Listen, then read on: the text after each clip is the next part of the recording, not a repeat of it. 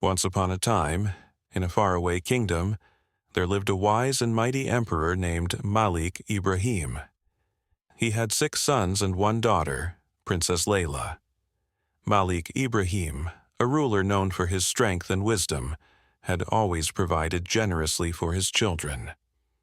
One bright morning, feeling particularly joyful, he gathered his children in the royal palace. He addressed them with a smile. "I have a challenge for each of you today. I will ask each of you a question, and the one who provides the most thoughtful answer will receive a reward of their choice." The children eagerly gathered around, excited to win their father's favor. The emperor began with his eldest son, Prince Zaid, and asked him, "Tell me, my son, whose blessings do you eat and whose blessings do you wear?" Prince Zaid, in his typical manner of self-assuredness, responded, "Father, I eat the food you provide and wear the robes you give me. It is because of your greatness that I live in luxury and splendor." Pleased with this answer, the emperor nodded and gave Zaid a handsome reward. The emperor turned to his second son, Prince Samir, who echoed the same sentiment. "Father, it is your blessings that sustain us, and your provisions that we wear. We owe everything to you." Again, the emperor smiled, and Samir too was granted a reward of his choice. Each of the other sons followed suit, with Prince Omar, Prince Tariq, Prince Nadir, and Prince Rafiq all offering similar answers, each highlighting their father's generosity and wisdom in providing for them. Malik Ibrahim was pleased and rewarded each of them with valuable gifts. Finally, the emperor turned to his only daughter, Princess Layla. Layla was known for her independent spirit and deep faith in God.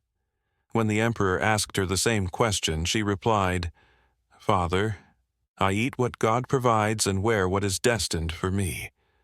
It is by God's grace that I am sustained and clothed." The emperor's face hardened in anger. "How dare you speak such words, Layla? You have insulted me in front of your brothers. Do you not know that it is my hand that provides for you?" he thundered. The princess, however, did not flinch. She simply bowed her head and said with humility, "As you wish, father." In his rage, the emperor ordered his guards to take Layla deep into the forest and abandon her there. "Let's see how she survives without my care," he said. So, the guards stripped the princess of her fine jewels, dressed her in rags, and left her in the middle of the dense forest, a world far removed from the grandeur of the palace. But despite her circumstances, Layla never lost faith. She looked to the heavens and said, "Whatever sustenance God has written for me, I will receive, and whatever dignity He has destined, I will wear." As night fell, she gathered wood to make a fire, knowing it would protect her from the dangers of the wild. While collecting the wood, she noticed a small cottage hidden among the trees. Outside the cottage stood a lone goat, and through the window she heard the faint sound of coughing. Curious, she approached the door and knocked. Inside, Layla found an old man lying on a cot, weak and thirsty. His skin was wrinkled, his face pale from illness, but his eyes still sparkled with kindness. "My dear, who are you, and what brings you to this lonely forest?" the old man asked. Layla, ever gracious, explained her story, and the old man listened intently. "You must stay here, my dear child," he said. "I go to the city once a week for work.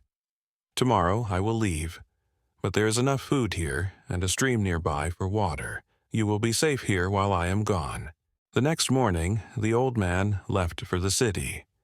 Layla, with nothing but her wits and faith, kept herself busy. She cleaned the cottage, milked the goat, and divided the milk into 2 portions, one for herself and one she left outside in a bowl, thinking that a wild animal might drink it. The following morning, she found the bowl empty, but noticed a sparkling emerald lying beside it. Layla was intrigued. She had heard tales of mystical creatures in the forest that would leave treasures as a sign of favor. She remembered the old stories her mother had told her about enchanted creatures who rewarded kindness. From that day on, Layla left the bowl of milk outside each night, and each morning she found a precious gemstone lying beside it. By the end of the week, Layla had gathered 7 dazzling gems. On the 8th day, when the old man returned, Layla showed him the gems and explained everything. She handed him 3 of the jewels and said, "Take these to the city and sell them. Use the money to hire workers and build a palace here in the forest." The old man, surprised and touched by her generosity, agreed. Over the following months, workers arrived, and a magnificent palace began to take shape deep in the forest. Layla and the old man moved into the palace, and soon the forest was transformed into a thriving village. The news of the palace and the mysterious princess spread far and wide, eventually reaching the emperor's ears. Curious about this enigmatic princess, Malik Ibrahim sent a group of his soldiers to investigate. The soldiers returned with stories of her generosity, wisdom, and the magnificent palace she had built from nothing. Intrigued, the emperor decided to visit this mysterious princess. However, Layla had a condition for meeting him. She sent word that the emperor was welcome, but he must bring all of his sons with him. One bright morning, the emperor arrived with his sons, and they were ushered into the grand palace. Layla, ever modest, greeted them while veiled, and treated them to a feast with 7 courses, each dish a different color. With each course, Layla changed her attire and jewelry to match the color of the dish, dazzling everyone with her elegance and beauty. The emperor and his sons were in awe of the palace, the food, and Layla's graceful presence. After the meal, the emperor, now even more curious, turned to her and said, "You remind me of my own daughter, Layla. I have come with all my sons as you requested, yet you still remain veiled. Why?" Layla nodded and said, "Very well, I will prepare myself and return shortly." The emperor's sons, already mesmerized by the palace and the princess's beauty, whispered among themselves, "She is already dressed in such fine clothes and adorned with jewels. How much more could she possibly prepare?" Just as Layla stepped away to change, an unexpected figure appeared in the distance, wearing ragged clothes, walking with slow, deliberate steps.